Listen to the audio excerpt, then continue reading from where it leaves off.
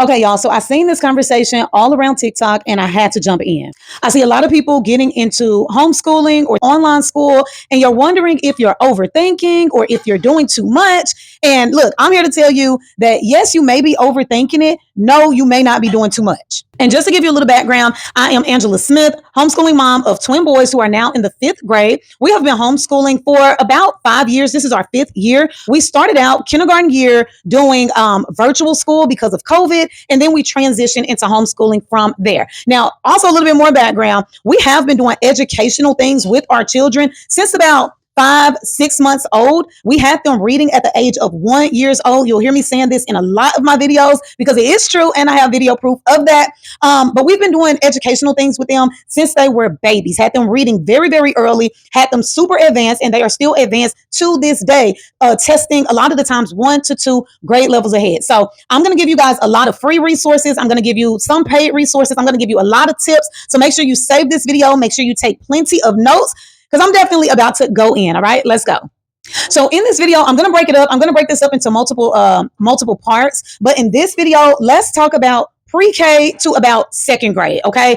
Because you can overthink this a little bit, especially with pre-K and kindergarten. Y'all, kids in pre-K and kindergarten are not going to sit down for 6, 7, 8 hours a day for learning. This is the reason why most people homeschool anyway, because they don't want to homeschool for that long, or they don't want their kids sitting down for that long. And trust me, you don't have to when you homeschool, because it's individualized. You can do the one-on-one, or for me, the two-on-one. You can get through a curriculum so much faster than a public school ever will with a class of 20, 30 plus kids. Okay, so for one, with your little kids, okay, even if we think about before pre-K, okay, your little kids, I'm talking about under the age of 1 up until about like 3, 4 years old. One of the things that we did was all educational shows. Okay. We were not doing a whole lot of things for entertainment. Literally, I mean, they're entertaining, don't get me wrong, but all of the shows were educational. They knew their colors early. They knew their numbers, their letters, the sounds, kind of how to write them really, really early, because we had nothing but educational shows. The reason why we had them reading by the age of 1 is because we started them on sight words. We did that when they were babies. It is a program called Your Baby Can Read. I think they rebranded Your Baby Can Learn. You can look up either one of these. Now the videos are even on YouTube. So we started out with that, had them reading sight words, and we were able to build off of that. Now, when I say all educational shows, and I have my notes right here, we started out with shows like Leapfrog. It was really big back in the day. There was this show called Super Y. You may be able to YouTube this or Google this and find some reruns somewhere. But we got really, really serious. After they learned the basics, we went in on them learning phonics.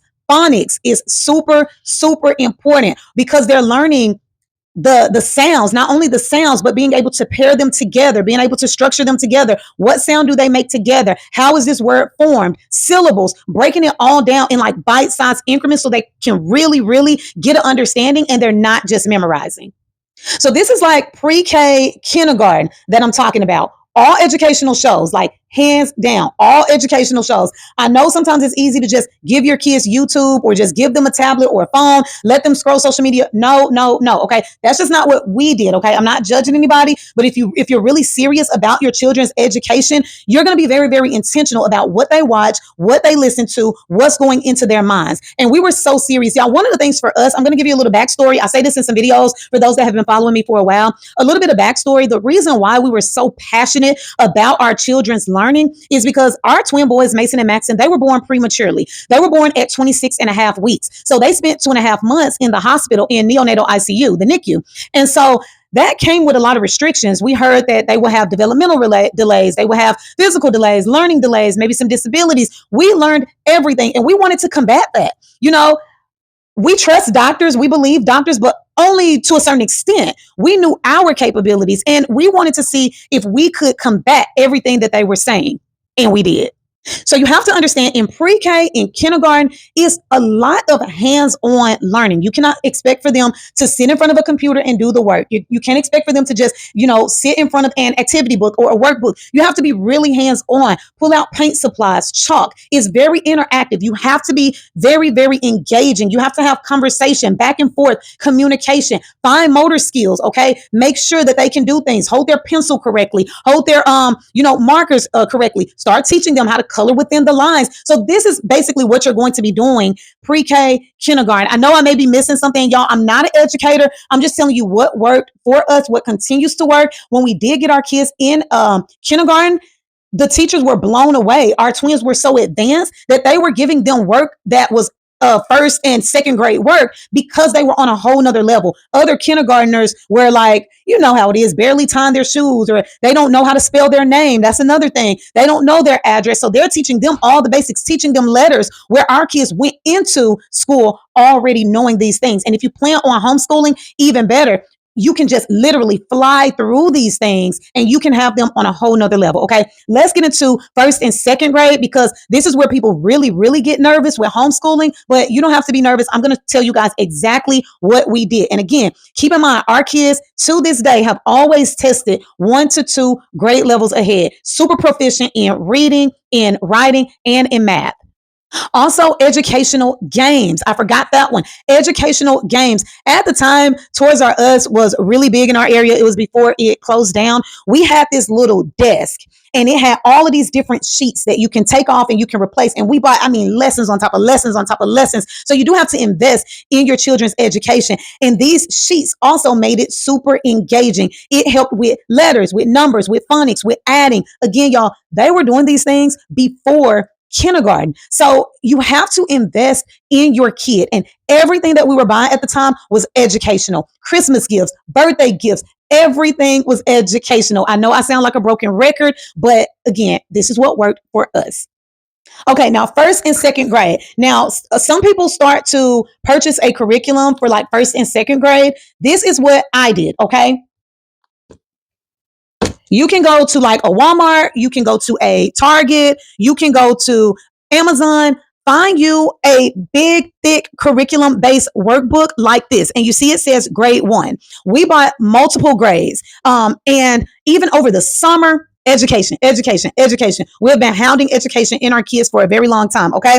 But we started with these books. And if you look down the sides here, you'll see all of the different lessons that's covered in this book. And this is ages 6 through 7.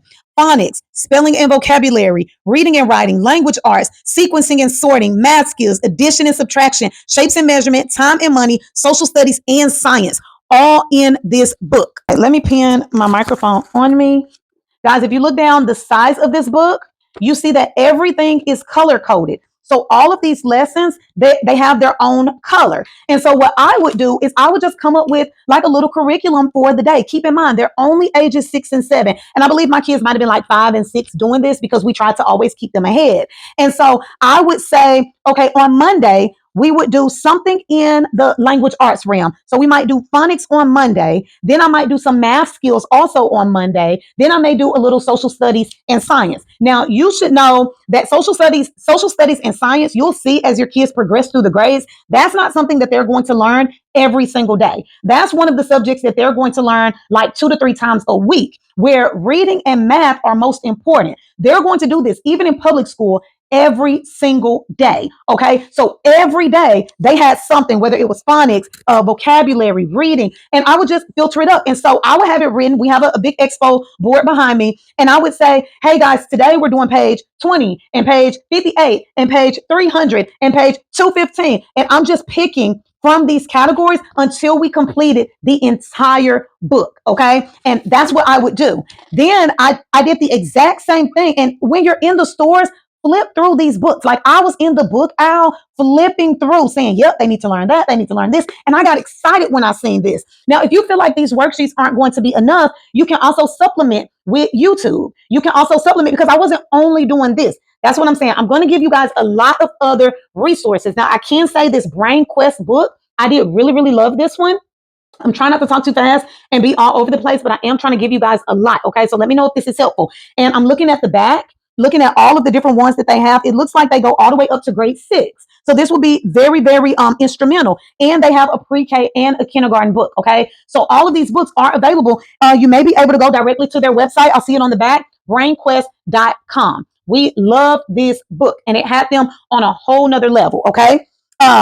Outside of this, okay, we were doing Khan Academy Kids. Now, you may be familiar with Khan Academy. You may not. I'm going to link that somewhere in this video. KHAN, Khan Academy. It is free. And y'all, it is loaded. It is loaded. A full curriculum. Now, Khan Academy is supposed to be supplemental. It is not supposed to be a standalone curriculum. What that means is you're supposed to already have your own curriculum, and then you're using Khan Academy for additional help. It's an additional resource in that field. So, for example, if I'm doing spelling and vocabulary in this book and I want them to have more practice, Khan Academy, I would go on there and also do spelling and vocabulary. Okay, so it's supposed to be supplemental. Y'all, they have activities, they have videos, teaching, they have games, they have quizzes. I love Khan Academy Kids. And let me tell you, the kid version of Khan Academy, let me put this down so you don't get confused. The kid version of Khan Academy, you can put on your kid's tablet, or if they have a phone, I know we're in a different day and age,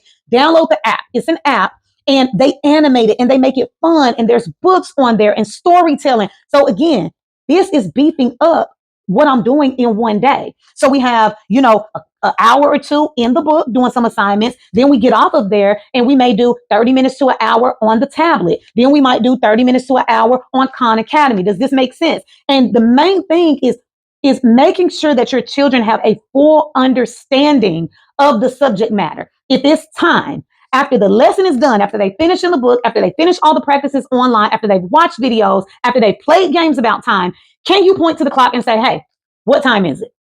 And if they cannot answer that question, if they cannot do it on their own, they don't fully get it, guys, and you have to practice a little bit more. And one of the things that I love about homeschooling is if they need a little bit of extra assistance, I'm here to give you extra assistance. We don't have to rush past this because the other kids in the class are done, or they get it. You don't have to just pass people along. I make sure you get it, and then we move on. Okay. So I wanted to throw that out there. Another thing that we did, we're talking first and second grade, y'all.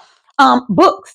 I made sure that we read every single day. Now I'm going to go back to me saying that we started education with our kids as they were babies. From the time they came home from the hospital, every single night before bed, we read books. Y'all know that they have like those Head Start books. That's like step 1, step 2, step 3, where it starts with the small little bitty words, the and bed and red.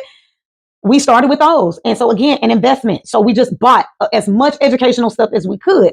And we would read books with them every single night before bed. And it was just crazy seeing them, over the months go from us reading to them reading to us. Again, making sure that they have an understanding of what's going on. And, they were reading like crazy.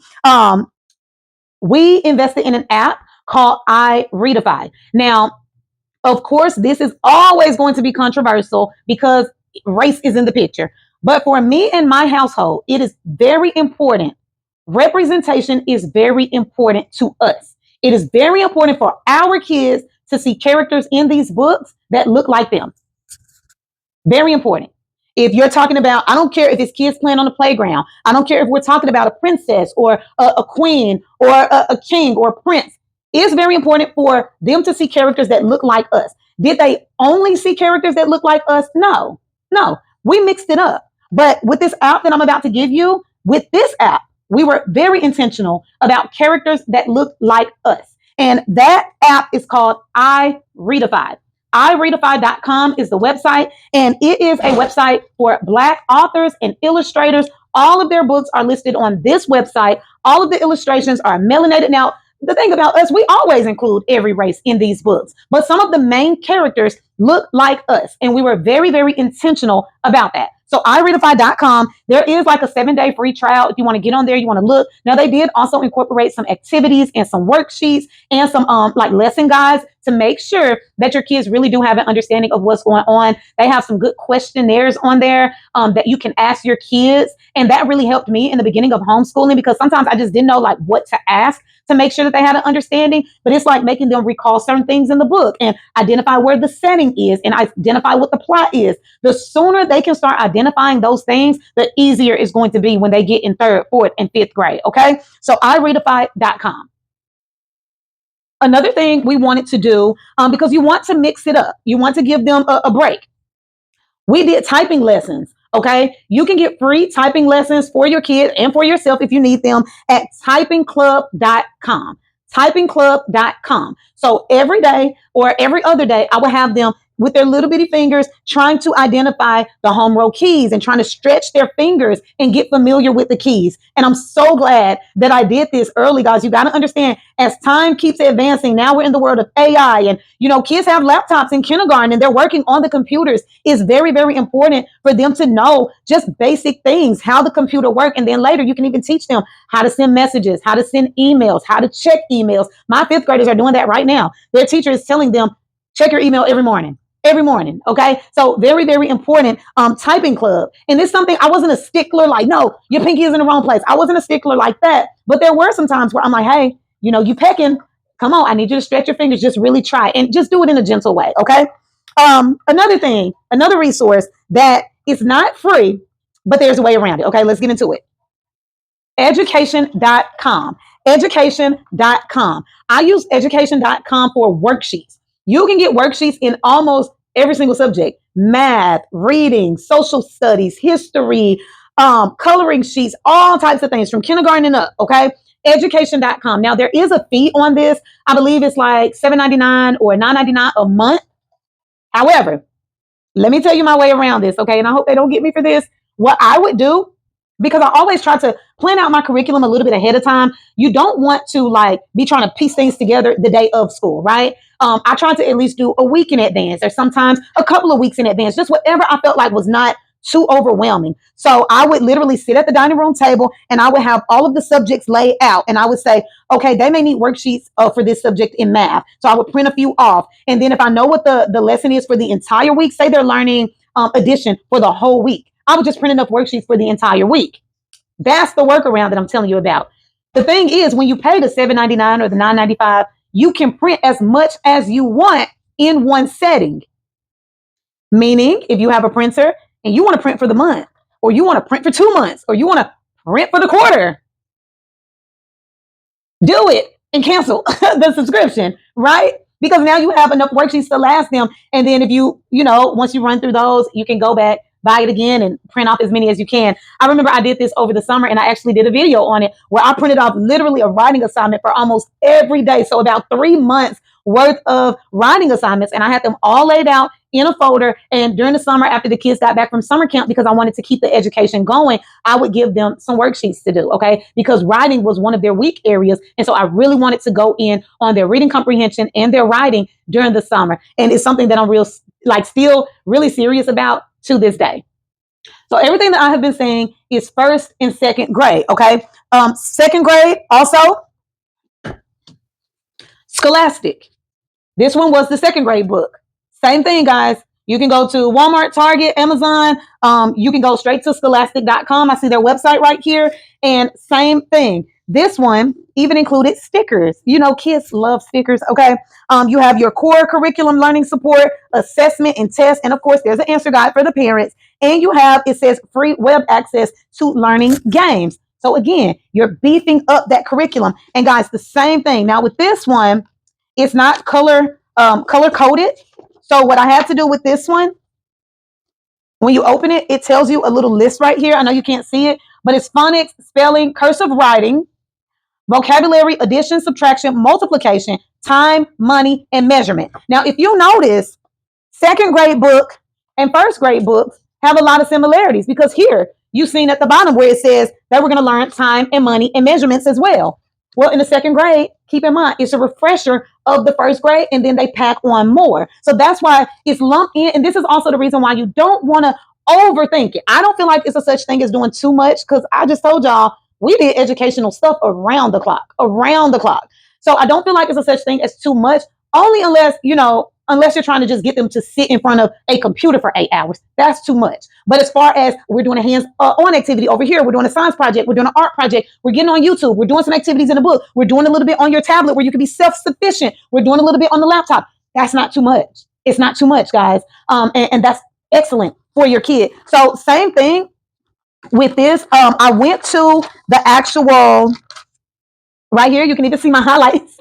You can see my highlights. And it's so funny because when I look back at this, you can see the date up here, 2022.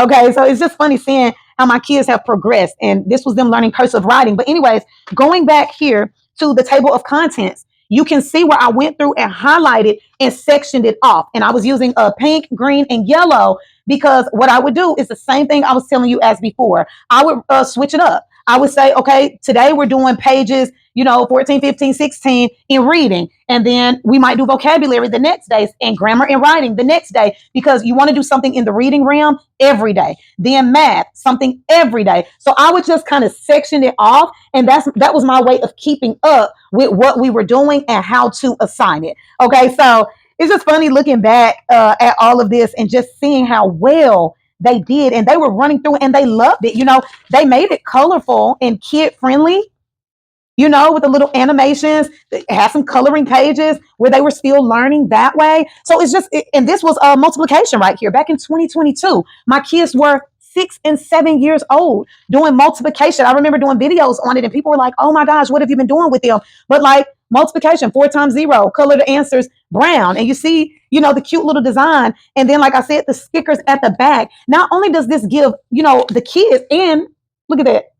They even have a certificate in the back. Not only does it give your kid like a sense of confidence and pride, but you as the parent, y'all, sometimes we could just be so hard on ourselves. We could be so hard on ourselves and think we're not doing enough.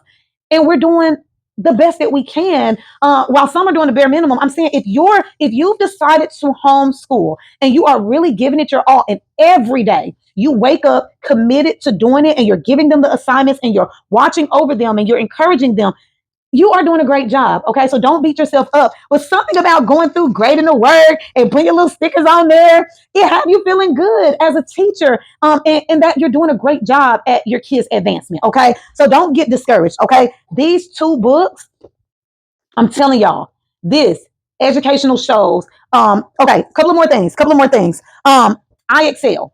Now I was introduced to I Excel through a public school, when the 1 year that our kids did do virtual learning. They were doing IXL and I just fell in love with it. IXL is also supposed to be supplemental, but I'm telling y'all, they have the entire curriculum laid out from A to Z. So literally, if your kid is in the 2nd grade, you can see everything. And at first it is going to look overwhelming. You're going to see every single lesson that your kid should learn in 2nd grade. Everything. And in every single little bitty lesson, it's going to be practices. There will be quizzes at the end, and they cannot progress to the next thing until you tell them they can progress or until they pass. For me, it was until you pass. I wanted them to get 100%. So I was a little bit tough with IXL. Whenever they miss an answer, it will give them a breakdown of how they missed it. If you yourself do not understand, guys, don't sleep on YouTube. And I'm going to get into that. Do not sleep on YouTube. YouTube is your best friend, y'all. There are educators on YouTube. There are so many educators on YouTube. There are other parents like you and me figuring it out on YouTube, giving you their tips, okay? There are teachers on YouTube. There are storytellers on YouTube. There's people on there just reading books all day. Okay, well, if you want a little woosah, every day we do story time. And story time, because they do that in pre-K and kindergarten, in public school, they sit on the rug and they read a book. Okay, the kids come sit on the rug and watch it on YouTube and you go get your break. Go have your coffee. Go have your tea. Go woosah. It's okay. All right. Back to IXL because I'm going to go in on YouTube. IXL. Now, IXL was a little bit more. It's probably, we paid the most for IXL. I believe it was like $20 or $30 a month per kid. So I get that can be a little bit pricey for some. That's a whole nother expense. But y'all, you'll see with homeschooling, you can do so much for free. And if you have some type of educational background, you can probably excel in doing everything for free. But I don't have that educational background. I mean, I did graduate in the top 10, literally, of my high school class. But y'all, I graduated like 20 years ago. You know what I'm saying? So it's really not even about the education, in my opinion. You can relearn it and teach it. Like school teachers are typically only one chapter ahead of the student. Have y'all heard that quote? That the teacher only has to be one chapter ahead of the student? Because that's all it takes. They can read the chapter the night before and get an understanding and then turn around and teach it the next day. You can do that too. And then you have other resources to help you.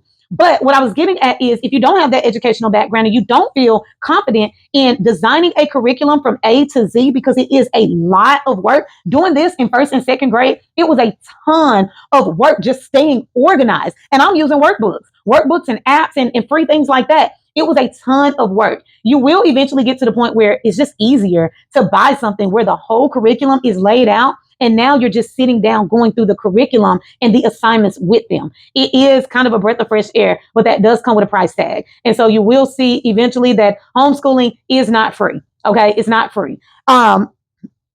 So IXL, it was a little pricey. They can also learn languages. My kids, we did Spanish, and we're still learning Spanish. Now we're learning through Duolingo, which is a free app.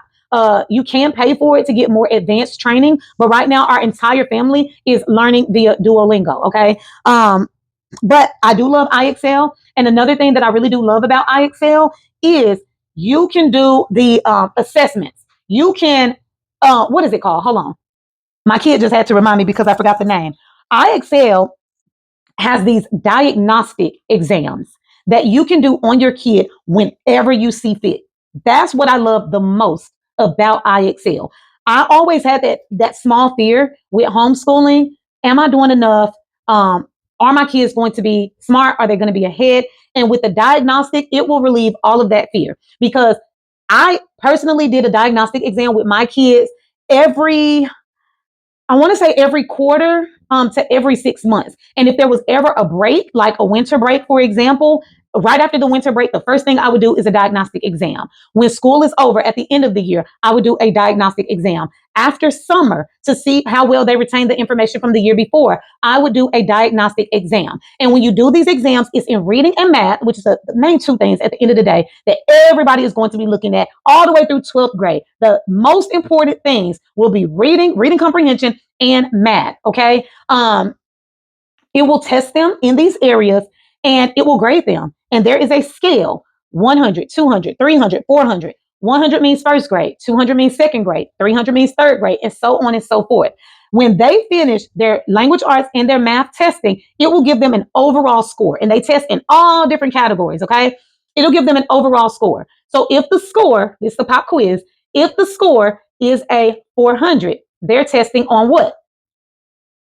Fourth grade level. Okay. If the score is like a 450, they're in between fourth and fifth grade. Okay. So very simple. Not only will it tell you that, it will tell you the areas that they're low. You may see that even though your kid is in the second grade, we asked them about some shapes, which is kindergarten level, and they didn't do well in that. Not to fear. Here's practices to grow them in that area. I love this about IXL.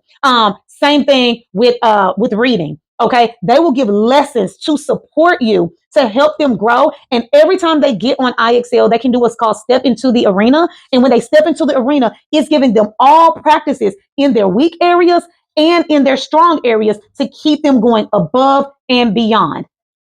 I think IXL is worth the investment. Okay. I have my fifth graders now in online school. I'm debating we might go back to homeschooling next year because I did a whole breakdown, y'all. Check out that video on my YouTube, breaking down the difference between homeschooling and online school, because at some point you may be just like me and you might say, I don't know, I need a little bit of help. For me, it was because I had a baby. I have a newborn. So I have fifth graders and now I have a 10-month-old. Okay. And I said, okay, I can't be as attentive to my fifth graders as I know they will need.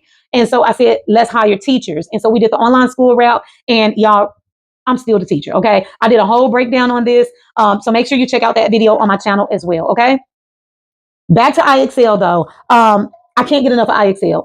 I know I'm leaving something else out. The diagnostic, they give you practices, they give you the scores. You can do a diagnostic whenever you see fit. If you wanted to do one every month to just make sure you're doing a good job, to give you as the parent that assurance, do it.